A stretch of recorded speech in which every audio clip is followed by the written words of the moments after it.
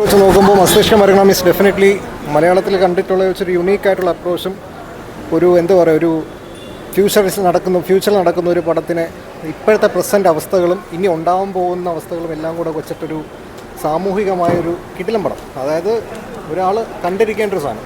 നമുക്ക് ഇനി ഫ്യൂച്ചർ എങ്ങനെ ആയിരിക്കും, എന്തൊക്കെയാണ് അതിൻ്റെ പോസിബിലിറ്റീസ്, എന്തൊക്കെയാണ് അതിൻ്റെ അഡ്വാൻറ്റേജ് ഡിസഡ്വാൻറ്റേജസ്. ഇപ്പോഴത്തെ പ്രശ്നങ്ങളാണ്, പക്ഷേ ഒരു 10 വർഷം കഴിയുമ്പോൾ എന്തുണ്ടാവാം എന്നുള്ളതിൻ്റെ ഒരു പെർഫെക്റ്റ് എക്സാമ്പിളാണ് ഈ പടം കാണിച്ചു വെച്ചിരിക്കുന്നത്. അത് കൃഷ്ണാന്തിൻ്റെ മേക്കിങ്ങും ഒബ്വിയസ്ലി ടെക്നിക്കൽ ഡിപ്പാർട്ട്മെൻറ്റ്സ് ആയാലും അതിൻ്റെ VFX ആയാലും ഒരു ലോ ബഡ്ജറ്റ് പടമാണ്. ബട്ട് ഒബ്വിയസ്ലി അതിൻ്റെ മേക്കിംഗ് സ്റ്റൈൽ കാണുമ്പോൾ അങ്ങനെ തോന്നില്ല. സോ മലയാളത്തിലെ ഒരു interesting, fresh and unique piece of മൂവിയാണ് കണ്ടിറങ്ങിയത്. ഇത് ഓരോ കാര്യങ്ങളും വളരെ ടെക്നിക്കലി സൗണ്ടാണ്. പിന്നെ ടുവേർഡ്സ് ദി എൻഡ് രജീഷ വിജയൻ്റെ ഒരു അഴിഞ്ഞാട്ടാണ് സിനിമ. അത്യാവശ്യം നല്ലൊരു പെർഫോമൻസ് ആണ്.